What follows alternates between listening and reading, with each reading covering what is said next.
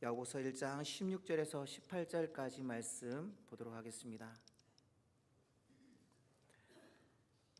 야고보서 1장 16절에서 18절까지 말씀 우리 한 목소리로 16절에서 18절까지 말씀 읽도록 하겠습니다. 찾으셨는지 알고 우리 한 목소리로 하나님의 말씀 읽도록 하겠습니다. 시작. 내 사랑하는 형제들아 속지 말라. 온갖 좋은 은사와 온전한 선물이 다 위로부터 빛들의 아버지께로부터 내려오나니 그는 변함도 없으시고 회전하는 그림자도 없으시니라. 그가 그 피조물 중에 우리로 한 천 열매가 되게 하시려고 자기의 뜻을 따라 진리의 말씀으로 우리를 낳으셨느니라. 아멘. 우리가 잘 아는 요한복음 3장에 보게 되어지면 예수님과 니고데모의 나눈 대화가 나오고 있습니다. 어느 날 밤에 니고데모가 예수님을 찾아왔습니다. 니고데모는 누구였습니까? 바리새인이며 유대인의 선생이라고 불리는 율법에 정통한 아주 경건한 사람이었습니다. 그런 니고데모가 한밤중에 예수님을 몰래 찾아왔습니다. 이처럼 한밤중에 찾아온다는 것은 뭔가 의미가 있는 것이겠죠. 그에게 뭔가 깊은 고민이 있었다는 것을 추측할 수가 있습니다. 아무하고 나눌 수 없는 깊은 고민이 그의 마음 가운데 자리 잡고 있었습니다. 예수님이 이런 니고데모의 마음을 아셨습니다. 그래서 예수님이 먼저 이렇게 말씀하셨습니다. 진실로 진실로 내게 이르노니 사람이 거듭나지 아니하면 하나님의 나라를 볼 수 없느니라. 예수님의 이 말씀은 니고데모가 가지고 있었던 깊은 고민을 꿰뚫어 보시고 하신 말씀이었습니다. 니고데모가 갖고 있던 깊은 고민은 바로 하나님 나라에 들어가는 것과 그 관련이 있습니다. 쉽게 말하면 구원을 받는 것, 영생을 얻는 것에 대한 고민을 가지고 있었던 것이죠. 그런데 니고데모가 이것을 고민했다는 것을 우리로서는 이해하기가 쉽지가 않습니다. 왜냐하면 니고데모가 누구라고 말씀드렸습니까? 하나님의 말씀을 항상 연구하는 바리새인이었고 백성들에게 말씀을 가르쳤던 선생이었기 때문입니다. 그런데 그런 니고데모가 신앙에 있어서 가장 기본적인 내용, 즉 구원과 영생과 하나님의 나라에 대해서 깊은 고민을 하고 있었던 것입니다. 이것은 마치 대학에서 수학을 가르치는 교수가 초등학생들이 배우는 산수를 고민한 것과 비슷합니다. 물론 실제로 수학 교수가 1+1을 고민하는 경우는 없겠죠. 하지만 신앙의 세계에 있어서는 얼마든지 가능한 이야기입니다. 교회 안에 보면 30년, 40년 그 이상의 신앙생활 하신 분들이 많이 계십니다. 그야말로 교회 생활에 있어서 달인이시죠. 교회에서 어떻게 말해야 하고 기도해야 하고 어떻게 봉사해야 하는지 모든 것을 능숙하게 하고 알고 행동합니다. 하지만 이처럼 능숙하게 신앙생활하는 성도 중에도 오늘 니고데모처럼 가장 근본적인 문제에 걸려서 힘들어하는 분들이 적지 않습니다. 내가 정말 구원받은 성도인가? 나는 과연 하나님 나라에 들어갈 수 있을까? 어떻게 하면 영생을 얻을 수 있을까? 나의 믿음은 참 믿음인가? 평소에는 전혀 생각하지 않다가도 어느 순간 갑자기 이 문제가 우리 영혼을 조여올 때가 있습니다. 대부분 사람들은 이런 느낌조차 무시합니다. 그저 교회 열심히 다니고 봉사하는 것으로 스스로 괜찮다라고 생각하는 것입니다. 분명히 뭔가 잘못된 것은 틀림없지만 그렇다고 해서 어떻게 해보려고 하는 마음이 없습니다. 그저 시간이 지나면 괜찮아지겠지 하며 막연하게 생각할 뿐입니다. 아니면 세상의 것들로 그 자신의 영혼의 답답함을 해소하려 하거나 빈 곳을 채우려고 합니다. 하지만 그것은 아무런 도움이 되지 않습니다. 혹은 응급처치는 될지 모르지만 진정한 해결책은 될 수 없다라는 사실입니다. 이런 점에서 니고데모는 참으로 용기 있는 사람입니다. 그 문제를 덮어두거나 안일하게 대처한 것이 아니었습니다. 선생으로서 창피하여서 그냥 있는 그대로 그것을 넘겨가는 그런 상황도 있을 수 있겠지만, 그럼에도 불구하고 자신에게 영적인 문제가 있는 것을 인정하고 예수님 앞에 나왔던 것입니다. 그런 니고데모에게 예수님은 사람이 거듭나지 않으면 하나님 나라에 들어갈 수 없다라고 말씀하셨습니다. 예수님은 애둘러 말씀하지 않으셨습니다. 바리새인이요 선생의 니고데모에게 뭔가 그럴듯하게 말씀하신 것이 아니라 그의 핵심을 분명하게 말씀하시고 계신 것입니다. 곧바로 니고데모가 갖고 있었던 그 문제를 들춰내셨던 것입니다. 내가 바리새인이요 유대인의 선생이라고 해서 하나님의 나라에 들어갈 수 있는 것이 아니다.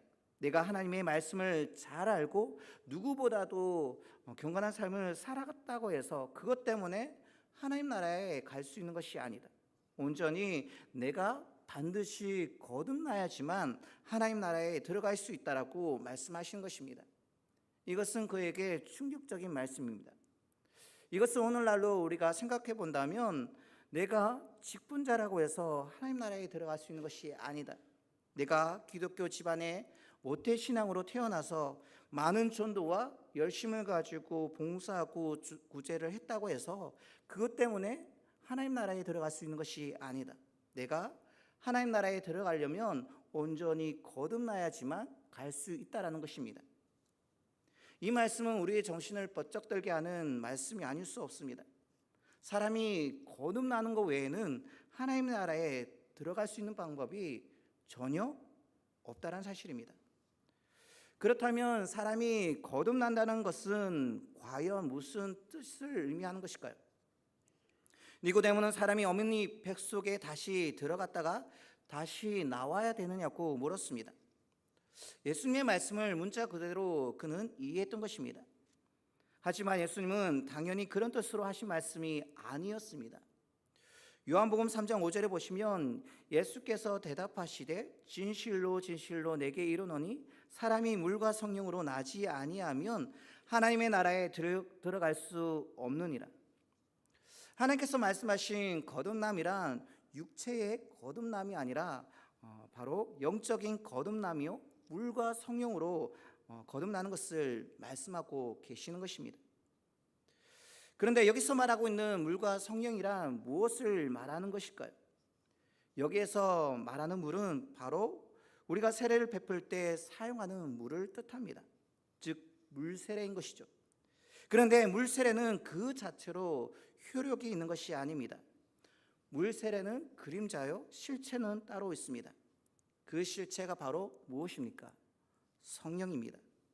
즉 물과 성령으로 거듭나야 한다는 것은 물세례가 가리키는 성령 세례를 받아야 한다는 뜻입니다. 따라서 누가 하나님 나라에 들어갈 수 있는 것입니까? 성령 세례를 받은 사람이 하나님 나라에 들어갈 수 있습니다.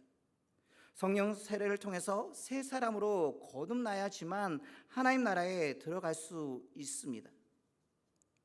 그렇다면 우리는 어떻게 성령 세례를 받을 수 있을까요? 이것을 알려면 우리는 거듭난다라는 말 속에 두 가지 의미가 있음을 알아야 합니다. 첫째로 말 그대로 다시 태어난다는 것입니다. 태어나는 것처럼 신육만 하는 것이 아니라 성령 세례를 받아서 영적으로 다시 태어나 새 사람이 되는 것이죠. 둘째로는 위로부터 태어난다는 뜻입니다. 이것이 아주 중요합니다. 우리가 어떻게 성령 세례를 받을 수 있습니까? 그것은 우리의 힘과 노력으로 전혀 되지 않습니다. 우리가 간절히 원한다고 그것을 바라고 그것을 위해서 애쓴다고 해서 되어지는 것이 아닙니다. 오늘 본문 17절에 보시면 성령 또한 오직 하늘로부터 주어집니다. 다시 말하면 빛들의 아버지이신 하나님께서만 주실 수 있습니다. 하나님께서 우리에게 성령을 주셔서 우리가 영적으로 거듭나야지만 새 사람이 되는 것입니다. 그리고 이처럼 성령으로 새 사람이 되어야지만 하나님께서 말씀하신 하나님 나라 그 천국에 들어갈 수 있습니다. 이런 점에서 우리가 하나님 나라에 들어가는 것, 즉 구원을 받는 것은 전적인 하나님의 은혜인 것입니다. 우리가 잘 아는 에베소서 2장 8절 9절 말씀, 너희는 그 은혜에 의하여 믿음으로 말미암아 구원을 받았으니 이것은 너희에게서 난 것이 아니요 무엇이라고 말씀하고 있습니까? 하나님의 선물이라고 말씀하고 있습니다. 우리의 행위에서 난 것이 아니어서 누구든지 자랑할 수 없다라고 분명히 성경은 우리에게 말씀해 주고 있습니다. 이처럼 구원은 하나님의 선물입니다. 받을 자격 없는 우리에게 거저 주시는 전적인 하나님의 은혜인 것이죠. 그러므로 우리는 자랑할 것이 없습니다. 이것이 성경이 말하는 구원에 관한 가장 근본적이고 핵심적인 내용인 것입니다. 종교학적으로 이 세상의 모든 종교는 자력 종교입니다. 자력 종교라는 것은 사람이 스스로의 어떤 수행과 깨우침으로 구원을 이루는 것을 말하고 있습니다. 구원을 얻는 데 있어서 적어도 사람이 해야 할 목이 반드시 있다라는 것이죠. 선행을 하든지 공로를 쌓든지 어떤 종교적 수행을 하든지 반드시 우리가 인간이 무엇을 해야 구원을 얻을 수 있다는 것입니다. 이것이 바로 자력 종교입니다. 이 세상의 모든 종교는 정도에 있어서 차이는 있을 뿐 모두 자력 종교인 것입니다.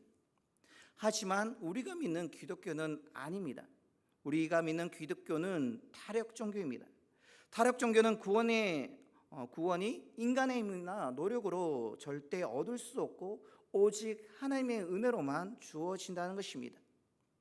우리가 구원을 얻기 위해서 해야 할 일은 없습니다. 아니, 정확하게 말한다면 구원을 얻기 위해서 우리가 할 수 있는 일이 전혀 없습니다. 이것은 우리가 얼마나 철저한 죄인인지 깨달으면 분명히 알 수 있는 것이죠. 생각해 보시기 바랍니다. 우리는 선한 일을 할 때조차 악한 마음을 품는 경우가 얼마나 많이 있습니까? 사랑하는 여러분, 우리는 정말 하나님 앞에서 우리의 마음을 떳떳하게 내보일 수 있습니까? 우리의 인생을 있는 그대로 하나님 앞에 내보일 자신이 있는 분이 계십니까? 자신의 마음과 살아온 삶을 조금만 살펴봐도 감히 그렇게 할 수 있다라고 말씀하실 분이 없을 것입니다. 성경 말씀대로 모든 사람이 죄 아래에 있고 항상 죄를 범하여 영적으로 이미 죽은 자가 되어버렸습니다. 겉으로는 멀쩡해 보여도 영적으로 보면 모든 사람이 죄 탓에 파산당해서 거덜날 버렸습니다. 하나님 앞에 내놓을 것은 전혀 없는 그런 비참한 인생이 바로 죄인된 우리 인생인 것입니다. 보여드릴 것이라고는 죄밖에 없는 연약한 인생이 바로 우리입니다. 그런 우리가 구원을 위해서 과연 무엇을 할 수 있단 말입니까? 우리가 행하는 작은 선행과 공로와 헌신과 충성이 과연 우리에게 구원을 가져다 줄 정도가 될 수 있겠습니까? 완전히 썩어져 죽어버린 바다 가운데 생수 한 바가지를 부어 놓는다고 해서 무슨 소용이 있겠습니까? 아무런 의미가 없습니다. 그러므로 우리들은 우리 행과 노력으로 구원을 얻을 수 없다는 사실을 분명히 깨달을 뿐만 아니라 그 사실을 우리는 인정해야 합니다. 그렇다면 어떻게 해야 할까요? 방법은 단 하나밖에 없습니다. 구원이 오직 하나님의 은혜로 주어지는 것임을 믿고 하나님 앞에 나와야 하는 것입니다.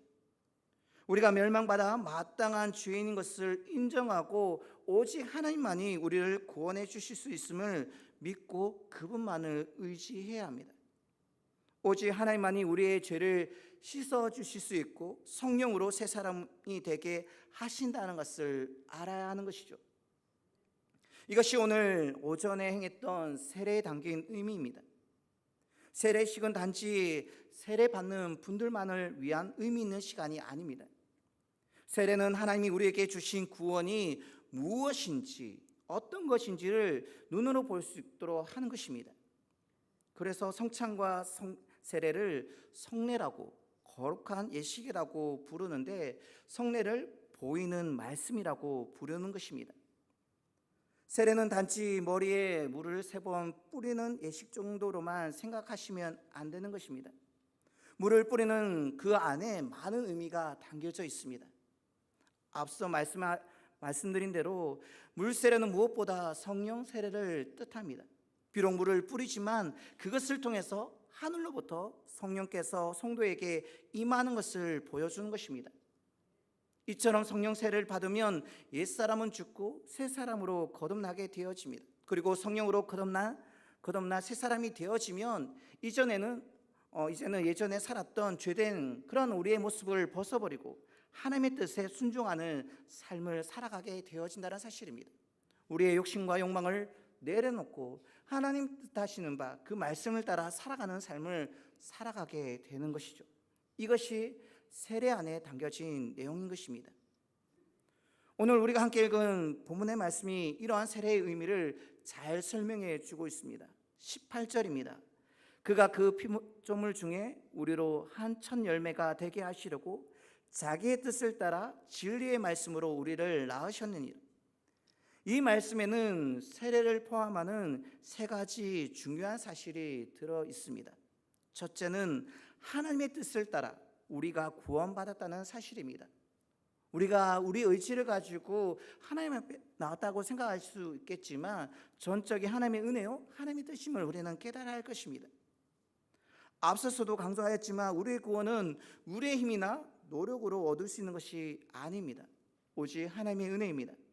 이것을 다르게 표현하면 하나님의 뜻을 따라 구원을 받았다고 할 수 있습니다. 오늘 이 자리에 앉아 예배드리는 모든 성도들이 하나님의 뜻을 따라 구원을 받으신 줄로 믿습니다. 이것이 얼마나 복된 일인지 모릅니다.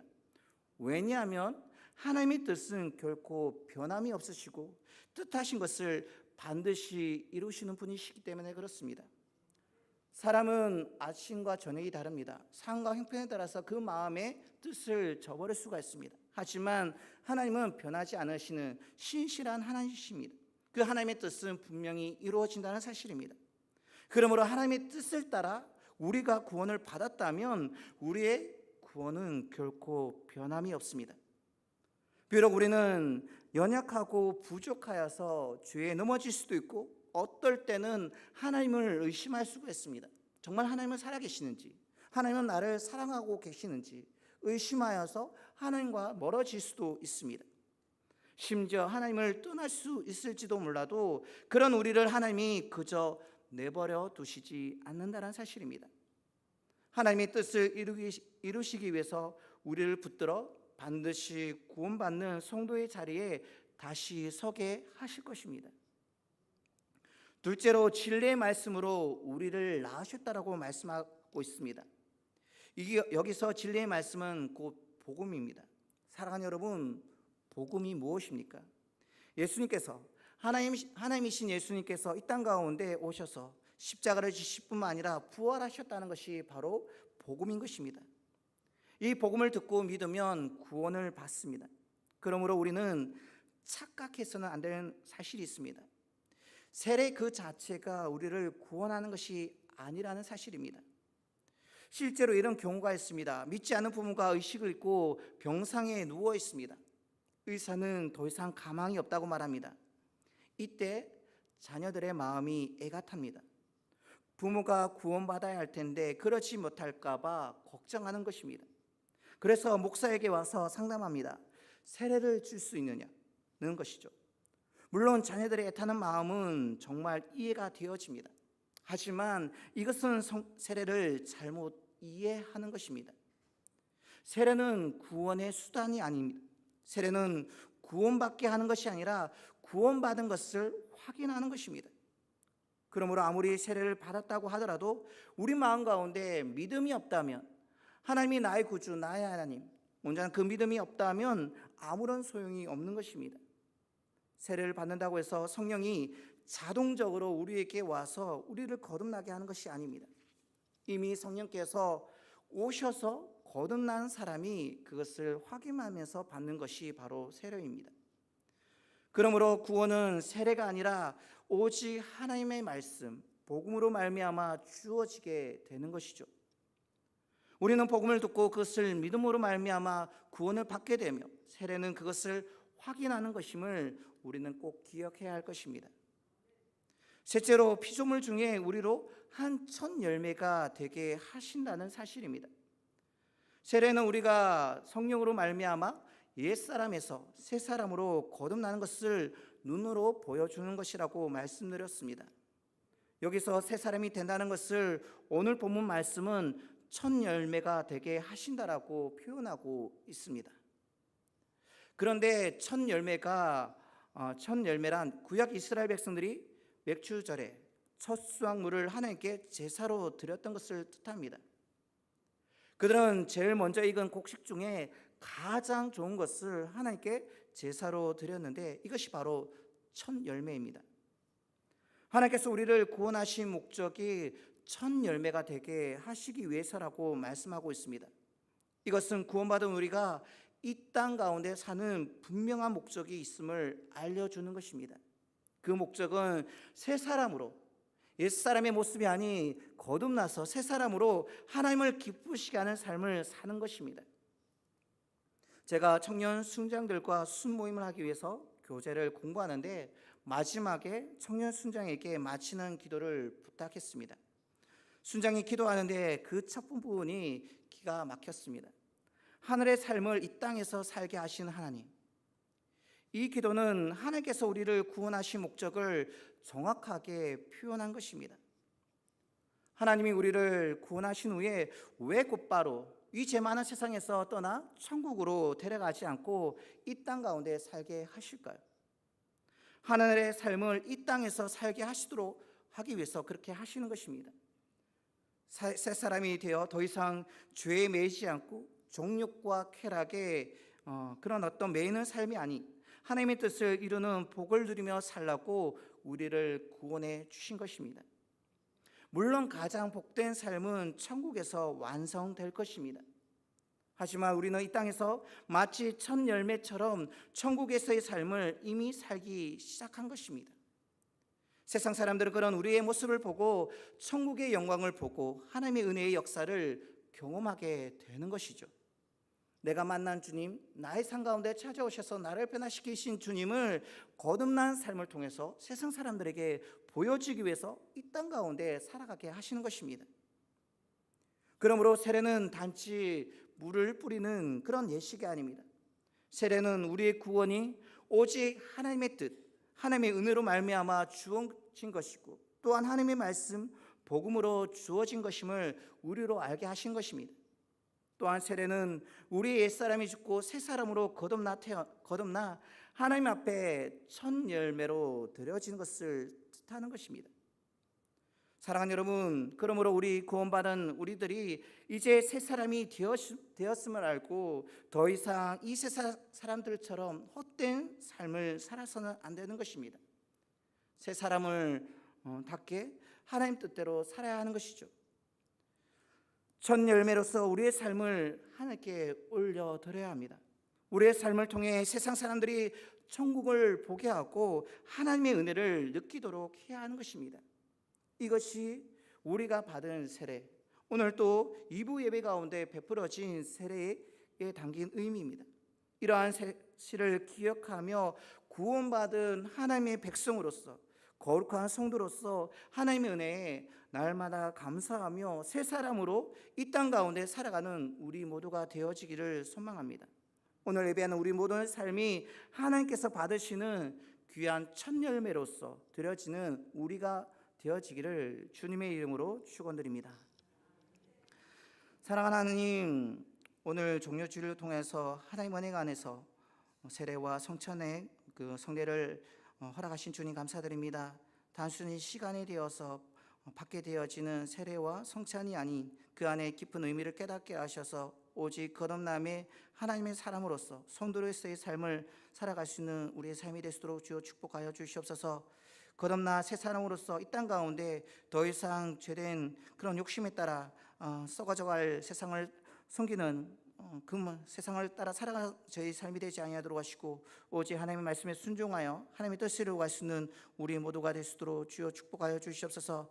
나만의 구원으로 만족하는 것이 아니라 내가 만난 주님, 나의 삶 가운데 찾아오셔서 나를 변화시키신 그 주님을 이 땅 가운데서 살아가면서 그 하나님을 드러내며 영광을 나타낼 수 있는 우리의 삶이 될 수 있도록 주여 축복하여 주시옵소서. 주님, 우리의 연약함을 고백합니다. 죄밖에 드릴 것 없는 연약한 인생임을 다시 고백하오니 하나님, 우리 가운데 믿음을 허락하셔서 다시 구원의 감격과 기쁨 가운데 한 주간 시작되어진 그 삶을 하나님 앞에 살아갈 수 있는 우리 모두가 될 수 있도록 주어 축복하여 주시옵소서. 우리를 세우신 삶의 현장 가운데 주님의 빛으로 주님의 소금으로서의 삶을 살아내드림으로 통하여서 우리 삶 가운데 함께 하신 주님의 그 이름을 높여드리게 하시고 영광을 나타낼 수 있는 사랑하는 주의 백성들 다 될 수 있도록 주께서 복의 복을 더하여 주시옵소서.